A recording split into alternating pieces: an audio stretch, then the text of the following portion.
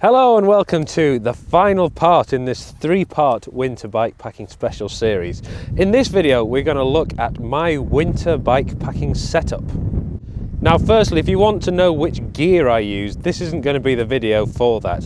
There is a video in the top right hand corner of your screen or in the description that runs through all my bikepacking gear in detail. And I also have a winter camping gear special, which is the first part of this series. So if you want to know specifically some extra things I take while I'm winter bikepacking, there's a card up there, or there'll be a link for that as well.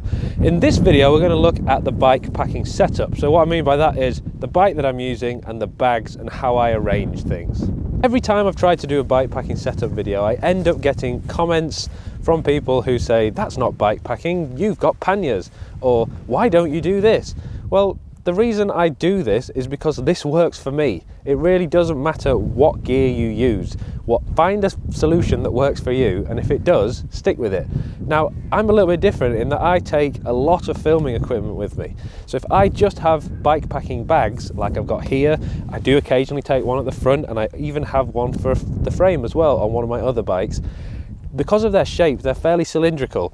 You can't put drones or massive amount of camera equipment in them because it just doesn't fit. So that's why I use this particular setup. Now that we've got that out of the way, let's have a look at what I use. Now, for my winter bikepacking setup, I take 3, maximum 4 bags with me. I have my Topeak backloader here, and that tends to be where I put all my sleeping equipment. What I mean by that is the tent, the sleeping bag liners, the pillows, things like that. The only thing I tend not to put in here is my winter sleeping bag. I have 2 winter sleeping bags, one that can be squashed in here because it's effectively a 3-season sleeping bag, but by taking a sleeping bag liner I can sort of turn it into a winter sleeping bag, which just squashes down, or I can put in the rear bag. But I have an Arctic sleeping bag for when it is truly freezing. In that case, I remove the rear pannier completely because it's so big I have to strap it to the back pannier, and it means I lose this space that I would otherwise have. Another thing I do with this backloader is attach my tripod to it. Because we've got these bungee cord things here, I can actually stuff the tripod in and then tighten it. And I've never once had the tripod fall off. And I've been thousands of miles bikepacking with this setup, and it's never ever happened. So it obviously works. That's another thing to think about. If you want to take a tripod with you, which I know a lot of people have started doing now, this is a really good bag for that because of those cables. So on the back we have a Topeak MTX trunk bag. I also have one at the front as well, and you can probably tell which one's new and which one I've had for 6 or 7 years now, just by the fact that one's pretty bleached from the sun. But in this back pannier, this tends to be where I put my cooking equipment and my clothes. So I want reasonable weight towards the back. Another thing as well that I forgot to mention that I always put in the back is my drone.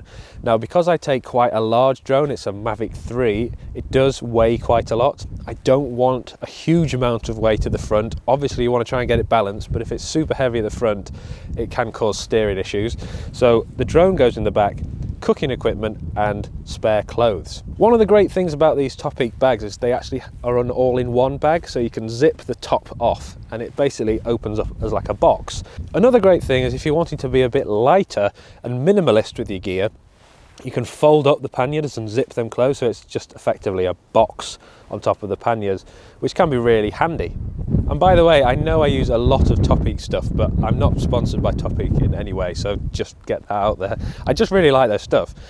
One of the main things that drew me to these panniers is the fact that they're all in one, and you can click with a button and slide it off, which means that straight away you can take off all of your stuff in one go, which I really like. Just makes things simple, and it clicks straight back on.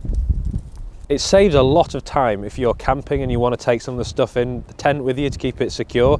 One button, slide it off, chuck it in the tent, job's done. So what do I put in my front panniers? Well, most of what I take when I'm winter bikepacking is either clothes or warm extra sleeping stuff. The last thing I want to do when I'm winter bikepacking is find myself freezing to death, because it can be incredibly miserable if you get to that point. So just to be prepared, I take spare pretty much everything, loads of warm sleeping stuff, extra sleeping liners and so on, so that I'm guaranteed not to get cold. So in the front, both sides of the panniers, I have extra clothes, extra sleeping stuff. It doesn't weigh a huge amount, but it's quite bulky, so putting it in the front means that I don't lose a huge amount of control in the steering. The top box, however, is where I store all my camera equipment apart from the drone. So my camera that I'm filming on now, the Sony a7 III, goes in there, spare GoPro batteries, spare phone batteries, and so on and so forth. Everything that I need to charge my electronics and the cameras goes in that top box as well.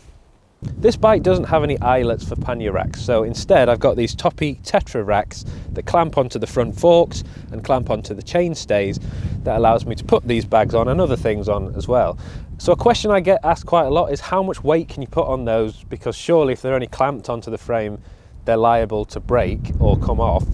And I've never really had an issue, in all honesty. I've tightened them as tight as they'll go. I will put the actual weight that Topeak quote on the screen now, but I'm sure I must have gone over that and I've never had any problems. One other thing that I do occasionally put on, I have it on most other bikes, it's just a case of switching it onto this one when I'm doing a trip, is a Topeak top loader, which is just a tiny little frame bag that sits on the top. That's really good for spares and repairs, so inner tubes, tyre levers, mini tools and things, and spare food if you need something that's accessible. I pop that on the top as well. That doesn't add much weight and it's just a handy thing to have. I've started taking warm drinks with me when I go on my bike packing trips in winter, and in order to facilitate that, as well as having plenty of water, I've attached these extra bottle cages to the top of the bars using these clamps, which I think are from BBB. That allows me to put some flasks or other warm things on top of there, which again stops me from getting freezing cold. I hope you found that video useful. I've had a lot of questions about my winter bike packing setup, my bike packing setup in general, which I'll do another video on later in the year. I know this isn't going to be for everybody. It is a fairly utilitarian setup, but it works really well for me. And given the amount of filming that I do and all the equipment I take with me, it's absolutely perfect for that. So if that's something that you plan on doing, it might be worth looking at this setup. But if you find a system that works for you, just stick with it. You don't need to change it. You don't need to be influenced by anybody else. Just go for whatever works for you and stick with it and enjoy your bike packing trips. Thank you very much for watching this series. If you haven't seen the other videos, click up into the top right hand corner and you can check that out now. Thanks for watching, and I'll see you in the next video.